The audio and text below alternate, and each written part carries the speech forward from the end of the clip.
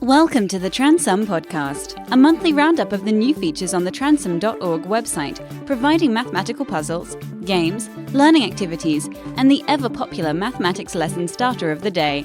Here's your host, John Tranter. Hello and welcome to the podcast for April 2017. Good morning, and I say good morning because it's very early in the morning here. It's 6:40 a.m. And the reason I'm recording it early is because the house behind mine is having some building work done at the moment, and they start quite early and they're very noisy. So I thought I'd better get this recording in before the noise starts. So, excuse the croaky voice. Anyway, let's get started. As usual, with a puzzle for the month. But this time, not from me, it's from Transum subscriber Nigel Fern. Thanks, Nigel. He wrote to me to say that a good puzzle had just cropped up to him the other day, and it's probably one that we're all familiar with in a very practical situation. The puzzle comes out of a need to carefully and accurately cut the last piece of a cake into two equal pieces.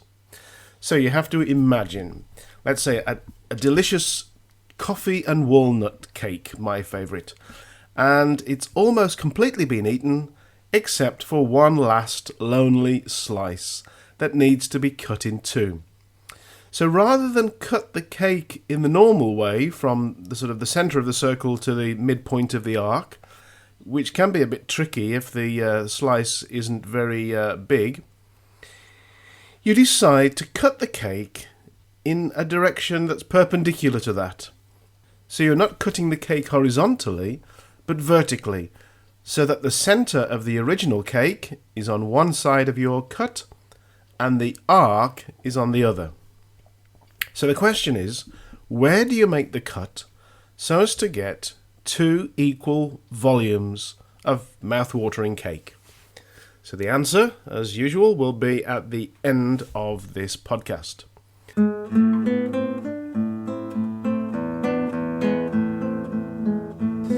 So, one of the things I thought I'd mention in this podcast were the top 10 starters on the website at the moment. And the way these have been determined is by the votes that people have left. You probably know that about halfway down the page for each starter, there is a little voting system where you can vote on a scale of 1 to 5 how useful the starter is for you.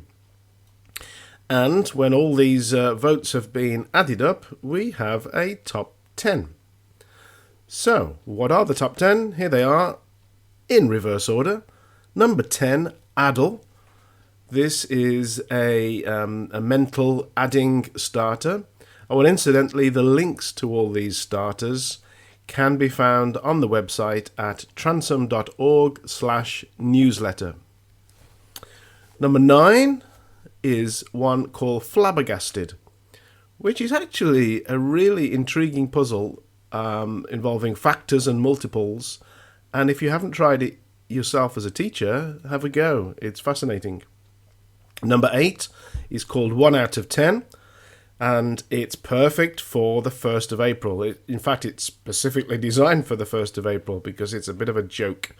You'll have to see it to realise what the joke is, and it's a great one to play on your pupils. It's called 1 out of 10, and it's the starter of the day for the 1st of April. Number 7 is a starter called Ice Cream, where pupils have to decide how many different 2-scoop ice creams can be made, and the starter features an ice cream machine where you can press the buttons and actually make the ice creams. Well, little pictures of them anyway. Number 6, Mystic Maths. A bit of magic in your at the beginning of your mathematics lesson. But I think the best thing is if you scroll down the page to the bottom and there's a mind reader. Have a go at that, and if you haven't tried that out on your pupils, you'll be impressed with the reaction that you get from that. Number 5 is Broken Calculator. There are a series of Broken Calculator activities on the website. These are calculators where most of the buttons are missing, and you have to achieve certain totals with the buttons that remain. Number 4 is a starter called Sum Square, which is one of many puzzles where you have to drag numbers into the correct position on a sort of a grid or a diagram. Number 3 is called the 950 puzzle, and this is a very quick starter just for fun if you don't want to take too long at the beginning of your lesson doing the starter. Number 2 is the maths crossword, and my weird sense of humour comes into play with some of the clues here, but I hope you enjoy that, and that's suitable for secondary pupils of any age, really. But number 1 is the starter, well, the series of starters called How Many? How many triangles, how many rectangles, or how many squares? So diagrams are presented, and you have to work out how many little triangles can be found in the big diagram. Now, strangely enough, they are easily the top most popular starter, but I have a feeling it's because due to the Google search engine, many people come and visit the How Many starters from all sorts of different places, people who are not necessarily maths teachers, and they do these puzzles and leave their vote, their score. So those sort of starters rise above the rest. So there you go. That's the number 1 starter, the How Many starters.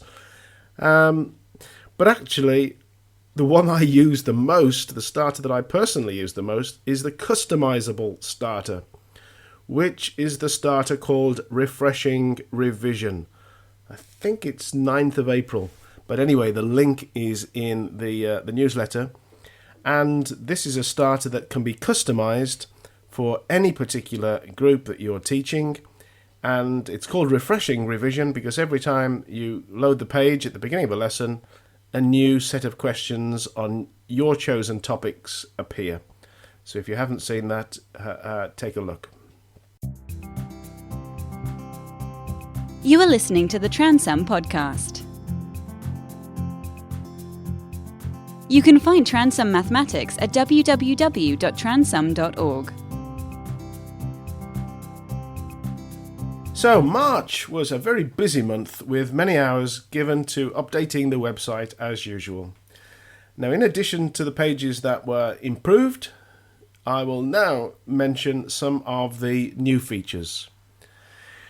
Firstly, we have some updates to address the new topics in the higher GCSE syllabus, some online exercises. The first is called Iteration. An exercise in which learners have to find approximate solutions to equations numerically using a looping or a repeating process. And there are a number of levels. One of the levels focuses on the use of a flowchart to perform an iteration. Another one is brackets. Brackets has been on the website for a long time, but a new level has been added that requires the learners to multiply together 3 binomials, 3 sets of brackets. So have a look at that. And then a brand new exercise called Circle Equations. And of course the equations of the tangents to circles. That's up and running now. Right, so other things that have been added. 2 new games called Superior and Nevertheless. They are variations of the very popular Great Expectation challenge, and they are guaranteed to create excitement, believe you me, while thinking mathematically. So try one of them during the last 10 minutes of the lesson and you won't be disappointed. A completely new cumulative frequency exercise is now live, including group data and with links to exam-style questions. The suite of pairs programs are always useful for providing variety in the maths lesson, or for those of you who are tutors, private tutors, individual tutors, they are great for the end of a one-to-one tutorial session. 3 new topics have been added, including units, both metric and imperial. one in which it's called fill graph pairs, where you have to match the shape of the container to the graph, and another quite quirky one called math versus maths pairs, where 10 of the most common words that are different in American English compared to British English are put up as the cards in the pairs game. As April begins, it would be remiss not to remind you that there are 20 weekly workouts and 20 practice papers available on the Transom website for your students taking the GCSE exams to use.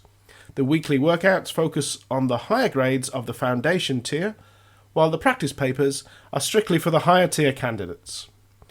As a subscriber, you have access to the work solutions for the higher tier questions. So if you haven't seen them yet, have a look. Oh, and for future reference, there are 2 mirror sites that contain all the Transom starters and activities. They are at transom.com and transom.info. The only difference is that they don't contain the database of your Transom subscription accounts, so you won't be able to log in there. But if for some reason transom.org goes offline, at least your lesson won't be ruined because you can use one of the 2 mirror sites. So just keep that in the back of your mind somewhere. And finally, the answer to this month's puzzle. Well, in actual fact, the answer depends on the angle at the centre of the circle that is subtended by the 2 radii. So if it is a fat slice of cake, it will be a different answer to if it's a very thin slice of cake. But the maximum the ratio could be is 1 to root 2 minus 1. That is for an exceedingly thin slice of cake. And at the other extreme, the biggest angle that the slice could make is 109 degrees. Anything bigger than that, and you'd have to make the cut through the arc. So that's the answer. Have a good month. See you next time. Bye. Thank you for downloading and listening to the Transom podcast. You can find the website at www.transom.org, where you're welcome to use all of the activities absolutely free. Or jump in with both feet and become a Transom subscriber.